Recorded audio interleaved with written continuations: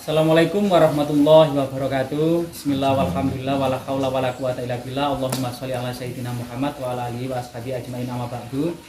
Kali ini kita bersama spiritual yang sangat kondang di lereng Gunung Welirang. Jadi sesepuh ya, sesepuh dari disesep lan dipuh. Disesep lan dipuh dari lereng Gunung Welirang ini loh. Jadi ini masih keturunan asli Majapahit. Jadi yang bernama Gus Dori ya. Jadi Gus, kita akan dalam bahasa dalamnya Dewa Sapu Jagat. Nah, Gus Dori atau dalam bahasa dalamnya itu dalam dalam bahasa dalamnya itu adalah Dewa Sapu Jagat. Nah, ini sangat luar biasa sekali. Gus di sini teman-teman saat ini itu mulai kemudian mempertanyakan eksistensi dari ramalan Joyoboyo dan meletusnya Gunung Welirang, Gus. Pripun kan? ramalan Joyoboyo. Assalamualaikum warahmatullahi wabarakatuh. Saya awali, saya buka soal ramalan-ramalan ini juga ada kalanya bisa terjadi dan ada kalanya bisa tidak terjadi walaupun itu tertunda. Cuman sebenarnya yang paling tepat itu adalah program alam. Karena orang-orang terdahulu, baik nabi, rasul maupun wali-wali atau sesepuh atau dewa-dewa atau orang yang kagungkan sifat-sifat nabian atau sifat kedewatan, itu rata-rata itu menyampaikan di dalam bahasa religius itu orang-orang dalam menyampaikan berita-berita dari langit. Itu adalah tadi program alam, bukan ramalan. Program alam. Kalau ramalan cenderung dengan katakanlah saya sebutkan adalah dukun. Ini ada program alam. Program alam itu tetap akan terjadi. Makanya biasanya Eyang Joyokusumo itu meramalkan dalam satu dekade. Satu dekade itu bisa 20 tahun, bisa 50 tahun, bisa 8 tahun, bisa 100 tahun. Tapi rata-rata yang disampaikan oleh beliaunya yang si Adi Joyo ada tiap 20 tahun. Yang saya ketahui selama kurang lebih saya hidup, saya tahu di dalam masa ini tiap 20 tahun mulai tahun 1825. Nah, itu terjadi perang, namanya perang Diponegoro. Terus jarak 20 tahun lagi 1845 juga terjadi besar-besaran revolusi alam. Terus tahun 1865 itu juga kejadian yang luar biasa. Nah, sampai sekarang saya terus tahun di era tahun 1945 ada kemerdekaan, 1965 ada terjadi apa itu namanya G30 SPKI, 1985 juga terjadi fenomena alam, itu termasuk dulu Petrus atau Bangsingan. Ya, terus terjadi 2005, 20 tahun lagi 2005 terjadi tsunami yang habisan besar-besaran. Itu juga dalam kurun waktu 20 tahunan tidak saya lihat. Saya mengamati, saya Coro Jawa meniteni itu setiap 20 tahun. Ini pun juga akan terjadi juga. Berarti tahun 2025 tambah 20 tahun lagi 2025. Ini masa transisi. Ini besar-besaran juga seleksi alam. Seleksi alam, makanya Coro Jawa sing becik ketetek olo ketoro. Ini juga sesuai dengan programnya yang disampaikan oleh Sri Adi Joyoboyo. Ada apa di era transisi 2425 ini ada akan kejadian revolusi alam besar-besaran. Jadi akan pengurangan jiwa-jiwa manusia, entah nanti itu lewat gunung meletus, entah lewat nanti chaos konflik di mana-mana yang terjadi peperangan, atau nanti lewat bencana-bencana alam yang lainnya atau wabah-wabah yang lainnya. Bahkan mungkin kalau sekarang ada penyakit yang di luar sana lebih kejam, lebih ngeri daripada COVID yang kemarin, pandemi yang itu mungkin bisa juga. Ini kan program, tapi kapannya itu Allahu a'lam. Hanya alam yang bisa menjawab nanti itu. nggak sampai kepada Tuhan. Tuhan itu hanya memasrahkan semua kepada manusia. Karena di situ dulu awal sebelum kejadian manusia bumi diciptakan, ini sudah dilakukan disebutkan inni ja'ilun fil ardi khalifah, bahwa Allah akan menjadikan khalifah di muka bumi yang berupa manusia, yaitu yang dinamakan Adam atau Nabi. Ini dipasrahkan segala bentuk kebaikan alam dunia kabeh iki wis dipasrahkan menungso. Nah, cuma di situ berlaku takdir mu'alaq dan takdir mutlak. Makanya kita harus waspada. Kalau orang-orang spiritual yang tinggi akan tahu seperti itu, dan dia akan mendapat petunjuk dari sang pencipta, dari sang akarya jagat, dari Gusti ingkang murben dumadi, atau dalam bahasa Islam disebut Allah Subhanahu wa taala. Kalau bahasa misalnya Tuhan Yesus tahu Tuhan Allah, itu sama, sebenarnya semuanya sama. Kalau kita bisa mengkaji seperti itu, ritual seperti itu, agama apapun sama sebenarnya, cuma jalannya berbeda-beda. Istilahnya kalau kita sampai ke Surabaya, istilahnya ada yang dari Malang, Sidoarjo, Surabaya. Kalau ada yang dari Kediri, lewat Jombang, lewat Mojokerto, Gresik, Surabaya.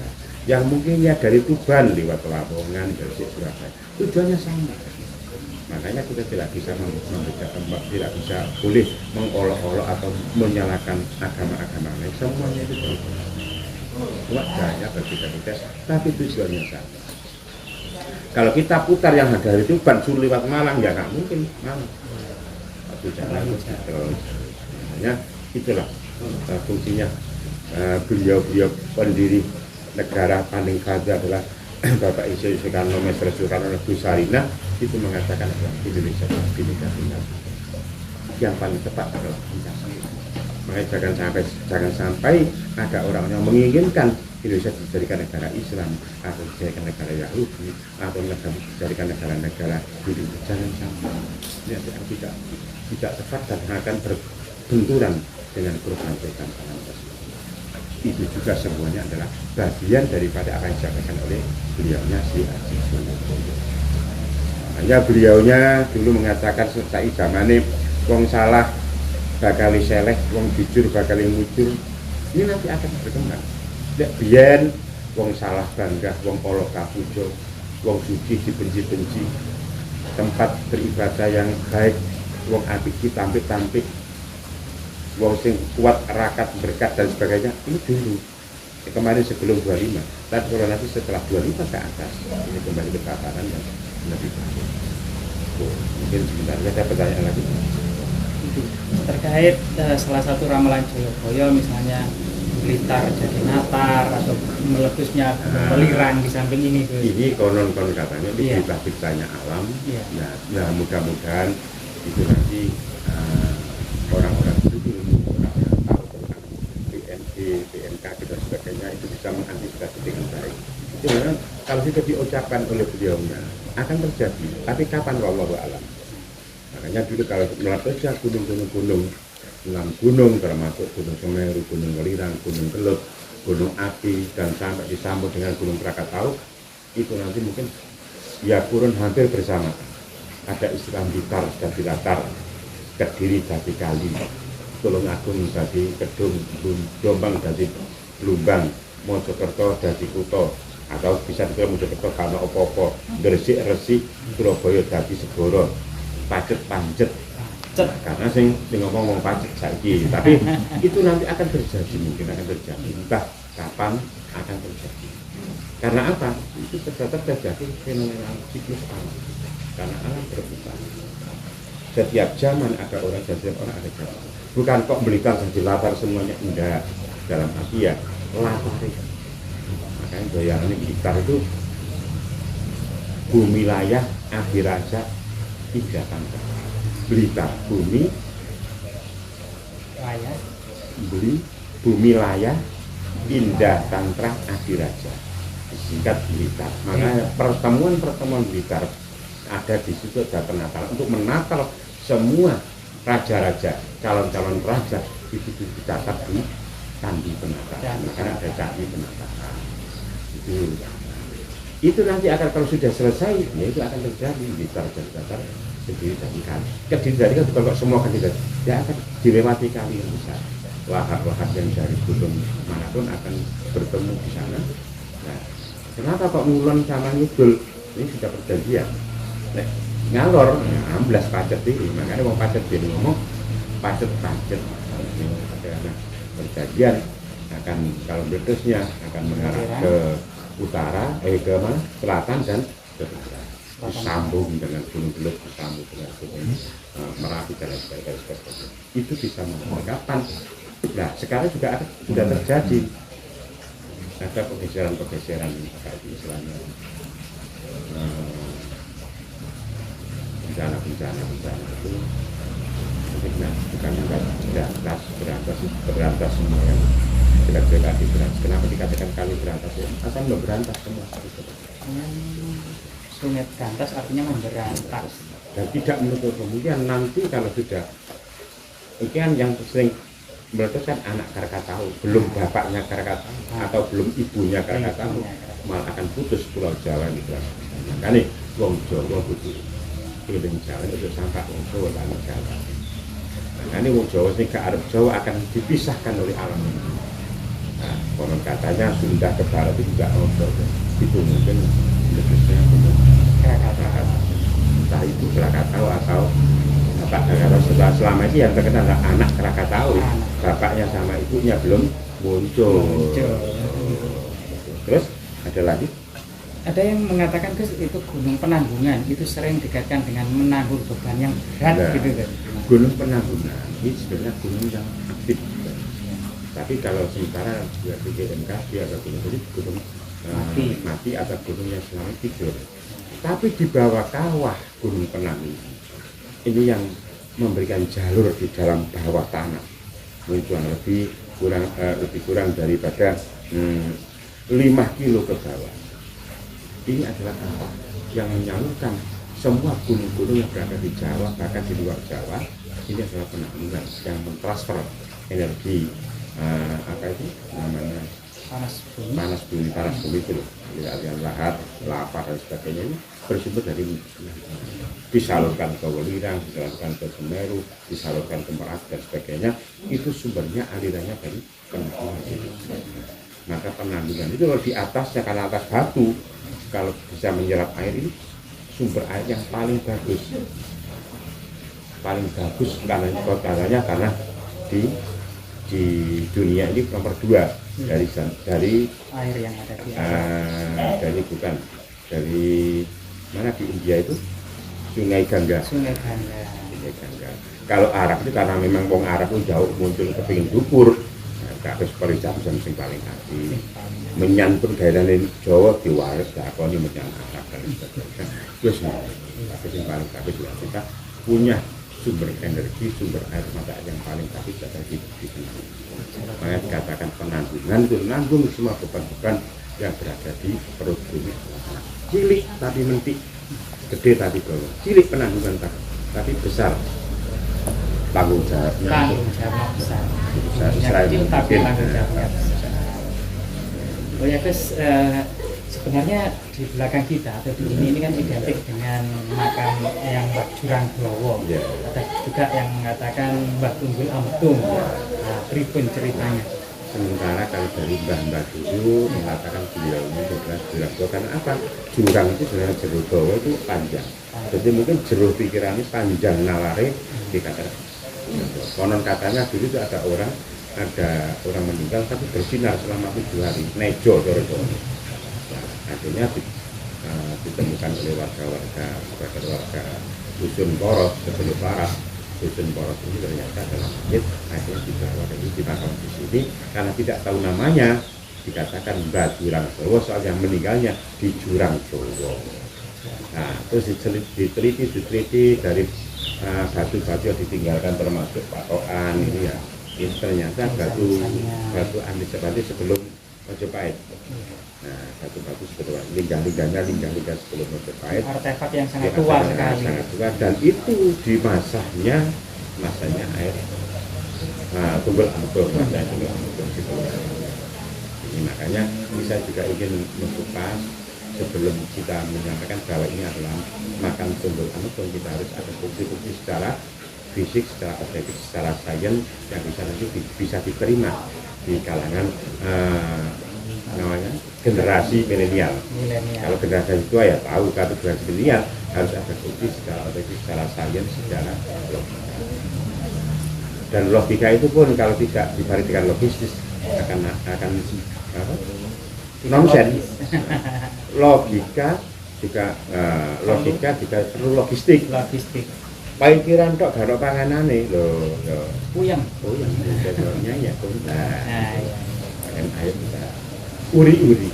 Karena yang uri-uri budaya ini adalah bagian daripada rasa syukur kita kepada Tuhan Yang Maha Esa lewat jeripaya leluhur atau sesepuh yang sudah mendahului kita.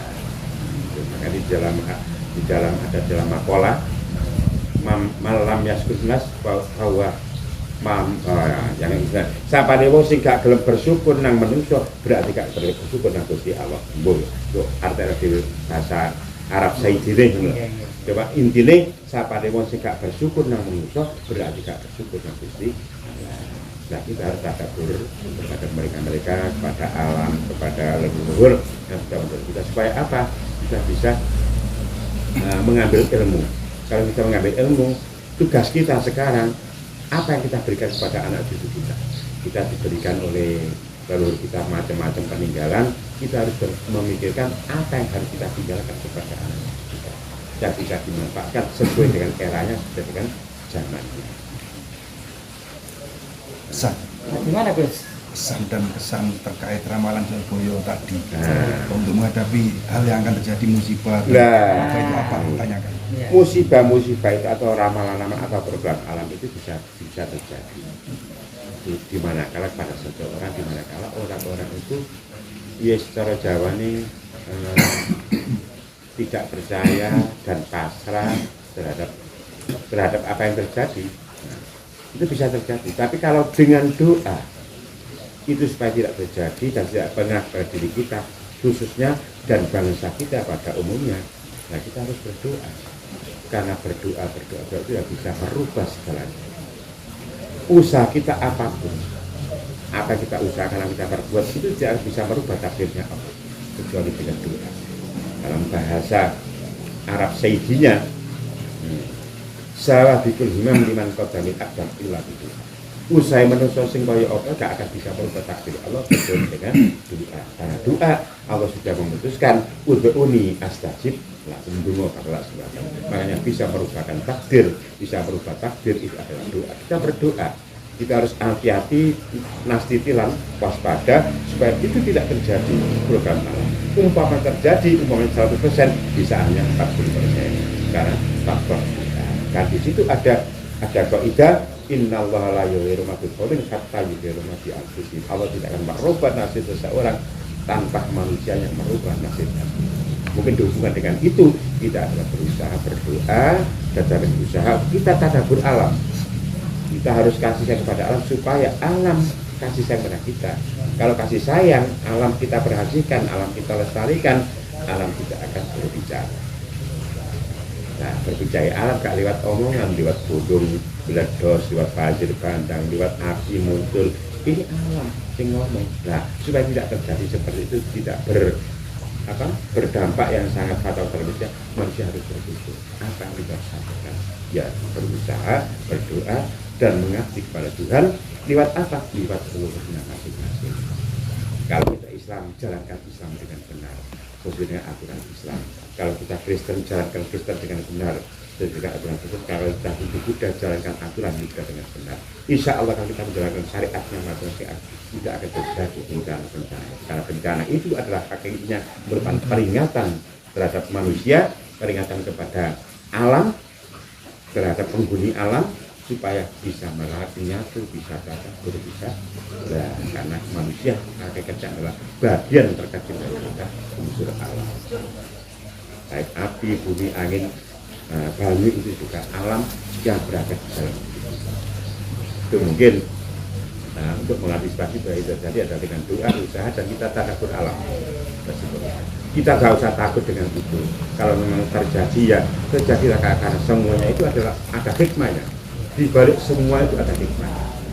Karena di dalam bahasa bahasa anak-anak pesantren khairi wasalihi minallah, elek apik baik dari itu baik pada Allah. Kita kembali kepada Allah, ditegakkan dalam Al-Quran, inna lillahi wa inna ilaihi raji'un, asal dari Allah akan kembali kepada Allah. Ono elek, ono apik, ono enak, gak enak, ono seneng, gak seneng, itu akan mungkin. Yang penting kita bisa bagaimana mengambil hikmah semuanya.